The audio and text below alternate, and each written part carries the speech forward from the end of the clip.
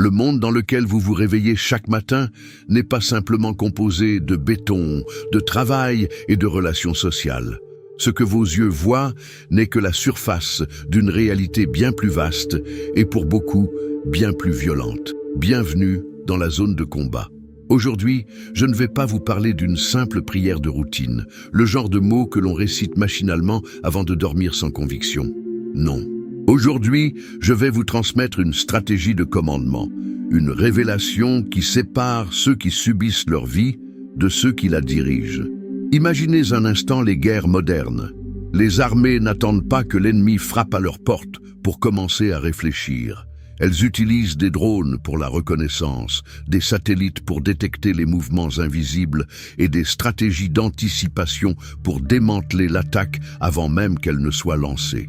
Elles identifient les fréquences radio, interceptent les messages et neutralisent les menaces dans l'œuf. Dans le monde spirituel, mes amis, c'est exactement la même chose. Pourtant, la tragédie est que la majorité des gens vivent comme des soldats sans instruction, des civils égarés au milieu d'un champ de mines, attendant de recevoir un coup dévastateur pour commencer à pleurer ou à demander de l'aide à Dieu. Avez-vous déjà ressenti que malgré tous vos efforts, une force invisible semble saboter systématiquement vos projets les plus chers? Avez-vous déjà eu l'impression d'être la cible d'attaques que vous ne comprenez pas, de maladies qui ne partent pas, ou d'une tristesse qui vous envahit sans raison apparente? C'est parce que vous réagissez au lieu de commander. Un général ne se contente pas de survivre à une bataille. Il la dirige, il l'anticipe, il la gagne avant même qu'elle ne commence. Aujourd'hui, vous allez comprendre pourquoi vous avez été une cible sans défense jusqu'à présent et comment une seule prière, comprise et appliquée avec une mentalité de général, va anéantir tout ce qui a été envoyé contre vous par les forces de l'ombre. Avant d'entrer dans les profondeurs de cet enseignement qui va changer radicalement votre posture spirituelle, je vous demande une chose, préparez votre esprit. Si ce contenu résonne déjà dans votre âme, manifestez votre présence ici. Laissez un like pour signaler votre engagement dans cette armée de lumière. Et dites-moi dans les commentaires, d'où me suivez-vous? De quelle ville, de quel pays recevez-vous cette instruction aujourd'hui? C'est toujours une immense joie de voir cette communauté de guerriers spirituels grandir aux quatre coins de la francophonie, du Canada à l'Afrique, de l'Europe aux Antilles. Êtes-vous prêt à cesser d'être une victime pour devenir un commandant? Alors, respirons profondément et commençons cette immersion. Partie 1. Le principe de l'intelligence spirituelle, la sagesse des années de combat. Pour commander, il faut savoir. On ne devient pas un général par émotion ou par simple titre, mais par la connaissance profonde du terrain. Durant mes années d'observation des mouvements de l'ombre et de l'étude des Écritures, j'ai appris une vérité fondamentale que je veux que vous graviez dans votre cœur. Rien dans le monde spirituel n'est aléatoire. Le chaos que vous vivez peut-être en ce moment a une structure, un but et une méthode. Les attaques ne sont pas des accidents de parcours, elles suivent des cycles, elles respectent des horaires précis, comme les veilles de la nuit, et elles profitent de fenêtres émotionnelles spécifiques. L'ennemi n'est pas seulement méchant, il est méthodique, il est ce qu'on appelle un stratège de la corruption. Il étudie votre terrain, il analyse vos faiblesses, il sait quand vous êtes fatigué, il connaît les mots exacts qui vous font perdre votre paix. Si vous ne comprenez pas le terrain sur lequel vous luttez, vous frapperez dans le vide, gaspillant votre énergie spirituelle dans des prières sans direction.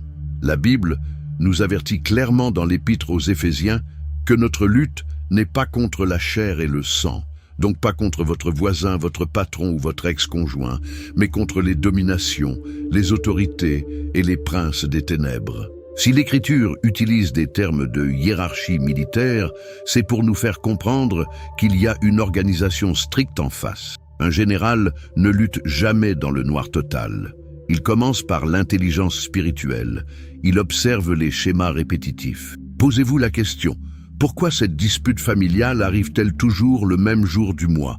Pourquoi cette sensation d'étouffement surgit-elle dès que vous décidez de passer plus de temps dans la Bible ou de lancer ce projet que Dieu a mis dans votre cœur? Ce ne sont pas des coïncidences, ce sont des manœuvres d'interception. La prière du général n'est pas un cri de désespoir ou une supplication larmoyante. C'est un décret basé sur une position d'autorité légale et une lecture parfaite du champ de bataille. Pour vaincre, vous devez cesser de regarder les circonstances avec vos yeux physiques et commencer à discerner l'esprit qui manipule les coulisses. Un général ne combat pas les ombres, il allume la lumière pour que les ombres s'enfuient. Parte 2. La guerre invisible du quotidien. Discerner l'infiltration. Regardons maintenant de plus près les détails de votre vie quotidienne, car c'est là que le combat est le plus féroce. Parfois, l'attaque ne ressemble pas à un rituel de sorcellerie complexe ou à un film d'horreur hollywoodien. Elle est bien plus subtile. Elle ressemble à une anxiété qui vous oppresse la poitrine au réveil alors que tout allait bien la veille. Elle ressemble à ce poids inexplicable sur vos épaules juste après avoir croisé une personne spécifique. Elle ressemble à ces nuits sans sommeil, peuplées de pensées intrusives et de scénarios de catastrophe. Ce sont ce que j'appelle les drones de surveillance spirituelle. Ils volent bas, ils sont silencieux, et leur but est de tester l'intégrité de vos défenses. Si vous ignorez ces petits signaux, si vous vous contentez de dire « c'est juste la fatigue » ou « c'est le stress », vous permettez à l'ennemi de cartographier votre esprit. Ces petits signaux, s'ils ne sont pas traités par l'autorité du général, finissent par devenir de grandes oppressions, des forteresses mentales qui vous emprisonnent. Vous devez réaliser qu'il y a des mouvements spirituels derrière chaque comportement humain inhabituel et chaque atmosphère pesante. Cette personne qui vous insulte au travail sans raison apparente est peut-être, sans le savoir, un messager négatif utilisé par les ténèbres pour vous faire perdre votre calme. Pourquoi l'ennemi veut-il que vous vous mettiez en colère? Parce qu'une fois que vous perdez votre paix, vous perdez votre fréquence d'autorité. Un général qui cède à la colère ou à la panique prend des décisions désastreuses. L'ennemi cherche à vous déstabiliser pour que vous oubliez votre identité royale. Identifiez ces attaques aujourd'hui. Ne les traitez plus comme des problèmes de caractère ou de psychologie, mais comme des incursions territoriales qui demandent une réponse ferme. Parte 3. Révélation. Les portails, les brèches et la loi de la légitimité. Voici la révélation centrale de ce message, celle qui va briser vos chaînes si vous la saisissez. L'ennemi ne peut pas créer de porte dans votre vie de force. Il est un opportuniste légal. Il utilise les portes qui sont déjà entrebâillées. Pour qu'une attaque réussisse, elle doit posséder une légitimité spirituelle. Le monde de l'invisible est régi par des lois plus strictes que nos lois humaines. Si un terrain est ouvert, l'ennemi s'y installe de plein droit. S'il est scellé, il peut frapper, mais il ne peut pas entrer. Quels sont ces portails? Ils sont souvent émotionnels. Ce sont des blessures non traitées, la rancœur qui ronge, le manque de pardon envers un parent ou un ami, le sentiment d'abandon qui crée un vide immense, la peur chronique qui devient une idole. Ce sont des zones où vous avez cessé de placer votre confiance en Dieu. Il y a aussi les portails de la lignée, des pratiques occultes, de la sorcellerie ou des pactes faits par vos ancêtres dont vous n'avez jamais réclamé le divorce spirituel. L'ennemi travaille par droit de propriété. La prière du général ne peut pas être pleinement efficace sur une personne qui chérit encore ses brèches. C'est comme essayer de chauffer une maison dont toutes les fenêtres sont cassées en plein hiver. Avant de chercher à détruire l'ennemi à l'extérieur, vous devez inspecter les murs à l'intérieur. Est-ce un péché caché? Est-ce une parole de malédiction que vous avez vous-même prononcée sur votre vie en disant « je n'y arriverai jamais » ? Chaque parole de défaite est une invitation légale pour l'oppresseur. Aujourd'hui, nous allons fermer ces fenêtres. Une fois que le portail est clos par la repentance et le sang de Jésus, l'ennemi n'est plus un propriétaire légal, il devient un intrus illégal. Et un intrus peut être expulsé par la force de la loi spirituelle. Parte 4, le concept de la prière du général, une posture de gouvernement. Maintenant que nous avons analysé le terrain et les accès, entrons dans le concept même de la prière que nous allons faire. La prière du général n'est pas un texte religieux, c'est une posture de gouvernement. La différence entre le croyant qui supplie et le général qui décrète réside dans la conscience de la victoire déjà acquise. Regardez les grands généraux de la Bible. Moïse, face à l'immensité de la mer Rouge et à l'armée de Pharaon qui galopait derrière lui, ne s'est pas mis à pleurer en demandant « Pourquoi moi ?» Dieu lui a dit « Pourquoi cries-tu vers moi? Lève ton bâton !» C'est l'ordre de passer de la supplication au commandement. Regardez David. Face à Goliath, il ne demande pas à Dieu de l'aider à ne pas mourir. Il décrète « Aujourd'hui même, l'Éternel te livrera entre mes mains. Je t'abattrai et je te couperai la tête. » David a gagné la guerre dans ses paroles avant de lancer la première pierre. Un général ne prie pas pour voir si ça va marcher. Il ne lance pas une prière comme on lance une bouteille à la mer. Il prie pour libérer ce qui est déjà décidé dans les tribunaux célestes. La Bible dit que nous sommes assis avec le Christ dans les lieux célestes. Vous ne priez pas vers le ciel. Vous priez depuis votre position de cohéritier avec Christ. Vous êtes au-dessus de la bataille, pas en dessous. Le général ne crie pas pour faire peur au diable. Le diable se moque de vos décibels, mais il tremble devant votre conviction légale. Quand vous allez prier tout à l'heure, vous ne demanderez pas une faveur, vous appliquerez une sentence. C'est le passage de la plainte de l'esclave au décret du souverain. Parte 5. Préparation immersive. L'alignement des fréquences. Nous approchons du point de rupture, le moment où la prière va être libérée. Mais avant cela, nous allons passer par un processus d'alignement. Rien ne résiste à une âme qui sait exactement pourquoi elle est debout. Je vous demande maintenant, où que vous soyez, de vous isoler mentalement.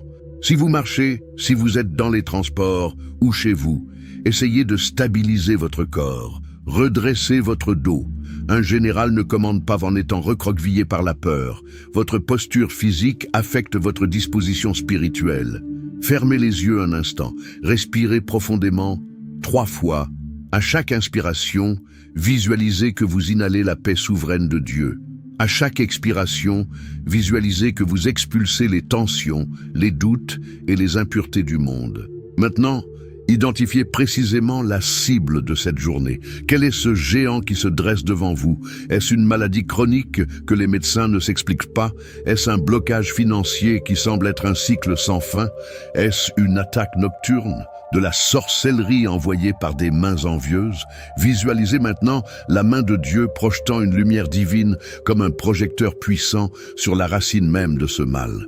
Ne regardez pas les symptômes, regardez la cause. Dites intérieurement « Je dépose ce problème entre les mains du général des armées ». Sentez le poids quitter vos épaules. Vous n'avez plus à porter le fardeau de la guerre, vous avez juste à porter l'autorité pour la conclure. Le Seigneur combat pour vous, mais il a besoin de votre bouche pour légaliser sa victoire sur terre. Comprenez bien ceci avant que nous n'ouvrions la bouche. Le monde spirituel est un monde de fréquences et de lois. Les entités démoniaques, les esprits de sorcellerie, les principautés ne sont pas émus par votre détresse émotionnelle. Ils se nourrissent même de votre peur. En revanche, ils sont absolument soumis à la loi du commandement. Imaginez un juge dans un tribunal. Il n'a pas besoin de hurler ou de s'agiter pour que sa sentence soit respectée. Lorsqu'il frappe son marteau, c'est tout le poids de l'État, toute la force de la police et de l'armée qui se range derrière ces mots. Vos paroles, lorsqu'elles sont alignées avec la parole de Dieu, sont comme ce marteau. Elles sont des ordres militaires enregistrés dans l'atmosphère spirituelle. L'ennemi reconnaît immédiatement une voix marquée par la certitude. Il sait faire la différence entre quelqu'un qui essaie de prier et quelqu'un qui établit un décret. C'est comme un officier de police qui dirige la circulation. Il n'arrête pas un camion de 40 tonnes avec sa force physique, mais avec son badge et son autorité. Aujourd'hui, vous allez sortir votre badge spirituel. Le sang de Jésus est votre sceau de légitimité. Vos paroles vont devenir des missiles de précision. Nous allons briser les chaînes de la stagnation, annuler les contrats de maladie et balayer les nuages de confusion. Préparez-vous à parler avec une voix qui vient de vos entrailles, une voix qui sait que le combat est déjà gagné. Parte 6. Activation de la rupture. Sortir de l'Égypte spirituelle. Nous sommes à la porte de la délivrance. Avant d'entrer dans la prière finale, comprenez que nous allons briser des cycles anciens. Certains d'entre vous ont l'impression de revivre les mêmes drames que leurs parents ou leurs grands-parents. C'est ce qu'on appelle des malédictions cycliques. Aujourd'hui, nous mettons fin à la validité de ces contrats. Tout ce qui a été envoyé contre vous, la jalousie qui empoisonne votre environnement, les envoûtements faits avec votre nom, les paroles de mort prononcées dans votre dos, tout cela va être intercepté maintenant. Un général ne laisse pas d'ennemis derrière lui. Nous allons nettoyer le passé, sécuriser le présent et baliser le futur. Redressez-vous encore une fois. Concentrez-vous. Ressentez l'autorité qui monte en vous. Vous n'êtes plus une proie facile. Vous êtes le chasseur. Vous êtes le général qui va maintenant ordonner le retrait des troupes ennemies de son territoire. La prière qui va suivre est puissante. Elle est longue et elle touche chaque domaine. Ne soyez pas pressés. Laissez chaque phrase pénétrer votre maison, vos finances, votre corps et votre esprit. Seigneur Dieu des cieux, Adonai, Seigneur des armées célestes, je me tiens devant ton trône de grâce avec une audace sainte. Je ne viens pas avec mes mérites, mais revêtu du sang de l'agneau. Je reconnais que tu es le général suprême et que je suis ton officier sur cette terre. En cet instant précis, je demande ton pardon pour toute brèche que j'ai laissée ouverte. Je demande pardon pour mes murmures, mes doutes et mes péchés. Je me repens d'avoir laissé la peur dominer mes pensées. Je lave mon âme dans le sang de Jésus-Christ. Je déclare qu'en cet instant, par ma volonté souveraine unie à la tienne, je ferme et je scelle chaque porte émotionnelle et spirituelle que l'ennemi utilisait pour m'opprimer. Je ferme la porte au ressentiment. Je ferme la porte à la convoitise. Je ferme la porte à l'amertume. Je scelle ses accès par le sceau du Saint-Esprit. Au nom puissant de Jésus-Christ, j'exerce maintenant mon autorité de général. Je révoque, j'annule et je réduis à néant tout décret de ténèbres émis contre mon nom. Je brise tout pacte de sorcellerie, tout rituel fait contre ma santé, toute incantation prononcée par des mains impures pour bloquer mon destin. Que chaque flèche d'envoûtement, chaque piège d'envie, chaque drone de surveillance spirituelle envoyé pour m'espionner soit maintenant intercepté par le feu dévorant du Dieu vivant. Je déclare que ces armes sont brisées, calcinées et transformées en cendres. Je commande à tout esprit de stagnation, de pauvreté et de confusion mentale de libérer mon territoire immédiatement. Ma maison est une zone de sécurité divine. Mon esprit est protégé par le casque du salut. Je déclare que les plans secrets de mes ennemis sont maintenant exposés à la lumière et totalement démantelés. Seigneur, déploie tes légions d'anges guerriers, envoie tes archanges de bataille pour entourer ma demeure, ma famille et mes enfants. Que ton bataillon céleste monte une garde impénétrable sur mes finances et mes projets. Je décrète la restauration au centuple de tout ce que le voleur a dérobé.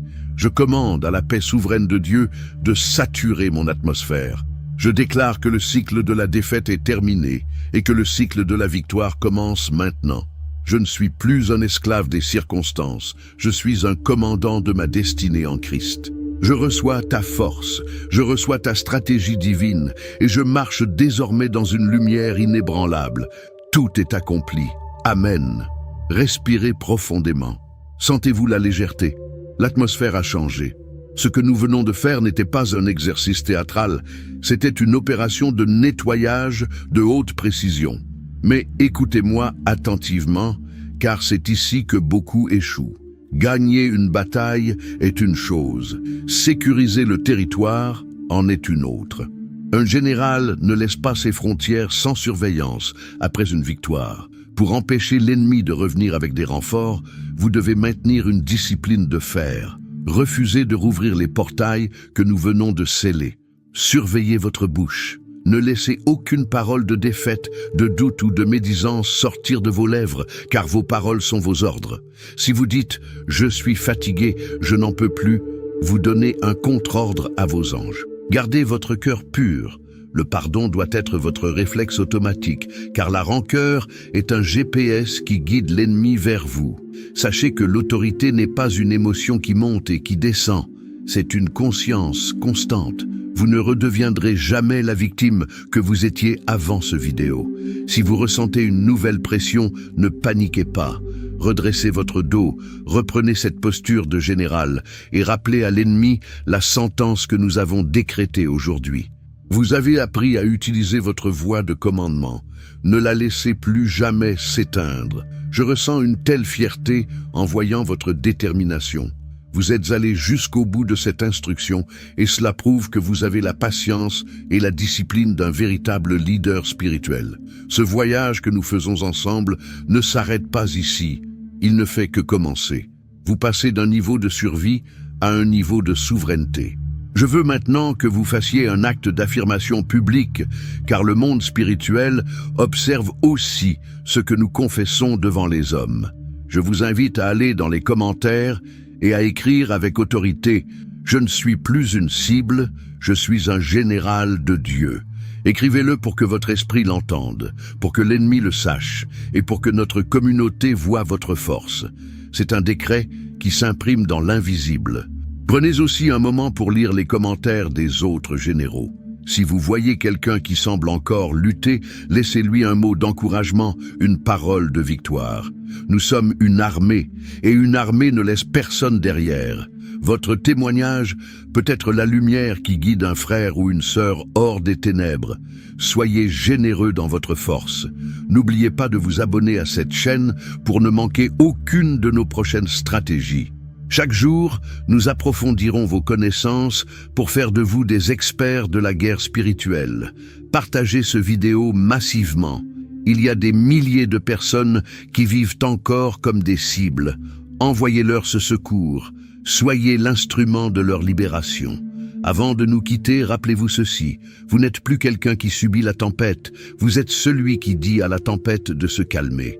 La peur a changé de camp. Restez ferme, restez dans la prière de décret et sachez que le Seigneur des armées marche à vos côtés à chaque pas. C'est un privilège immense de combattre à vos côtés. On se retrouve très bientôt pour notre prochain conseil de guerre. Soyez bénis, puissants généraux, restez invaincus. À très bientôt. Avant de couper cette connexion, je veux que vous sachiez que je prie personnellement pour chacun de vous qui avez suivi ce parcours. Je déclare que cette nuit sera la première d'une série de nuits paisibles et révélatrices. N'hésitez pas à utiliser l'espace des commentaires, non seulement pour votre phrase de victoire, mais pour raconter vos expériences. Avez-vous ressenti un poids quitter vos épaules? Avez-vous eu une prise de conscience? Vos témoignages sont les médailles de cette armée. Ils prouvent que la parole de Dieu est vivante et efficace. Je vous donne rendez-vous dans notre prochain enseignement. Jusque-là, maintenez la garde. Ne baissez pas les bras, car votre victoire n'est pas seulement proche, elle est là. Vous êtes nés pour ce temps, vous êtes nés pour briller. Que la grâce, la force et l'intelligence du Très-Haut vous accompagnent. Vous êtes invincibles en Christ. À demain pour la suite de notre conquête.